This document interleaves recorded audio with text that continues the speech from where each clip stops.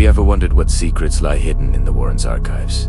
We all know the famous cases, the ones that became blockbuster movies. But what about the stories that were too personal, too strange, or perhaps too terrifying to ever see the light of day? Today, we're delving into one such case, a file simply marked, The Secret Case of the Attic Girl. This is a story that never made it to the screen, and once you hear it, you might understand why. It all started with a seemingly ordinary family, living in a quiet suburban home, but their peace was shattered by sounds that haunted their nights. Every evening, without fail, they heard footsteps coming from the attic, not the creaks and groans of an old house settling, but deliberate, rhythmic steps. Scritch, scratch, thump, back and forth, all night long. They tried to ignore it, telling themselves it was just the wind or maybe a squirrel, but they couldn't ignore what their 7-year-old daughter started saying. She told them she had a new friend, a friend who lived in the attic.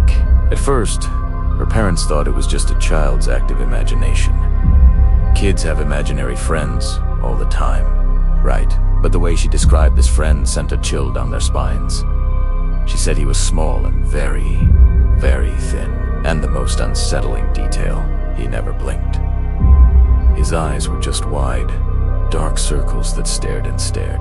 The girl would sit at the bottom of the attic stairs, having long conversations with someone her parents couldn't see, terrified. The family finally called Ed and Lorraine Warren. The moment Lorraine stepped into the house, she said the air felt heavy, like a thick, oppressive blanket. You could feel the dread clinging to the walls. The family led her to the source of the disturbance, the attic. As she climbed the stairs, the temperature dropped dramatically. It was the middle of a hot summer, but the attic felt like a walk-in freezer. The air was frigid, and it carried a faint, musty smell, like damp earth and decay.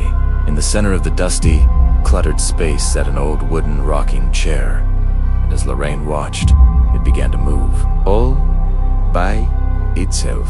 It rocked slowly, rhythmically, back and forth, back and forth. The creak of the wood was the only sound in the freezing silence. It was as if someone invisible was sitting there, gently rocking and watching. The little girl, standing at the doorway, just smiled. "He likes it when you visit," she said. Lorraine cautiously approached the chair. Her heart was pounding, but she had to get closer. That's when she saw them. In the thick layer of dust on the floor behind the chair, there were handprints.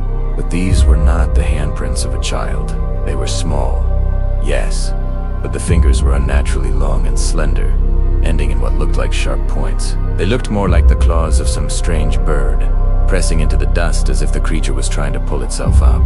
The little girl's voice, now eerily calm, echoed in the cold air. "He wants to come down and play."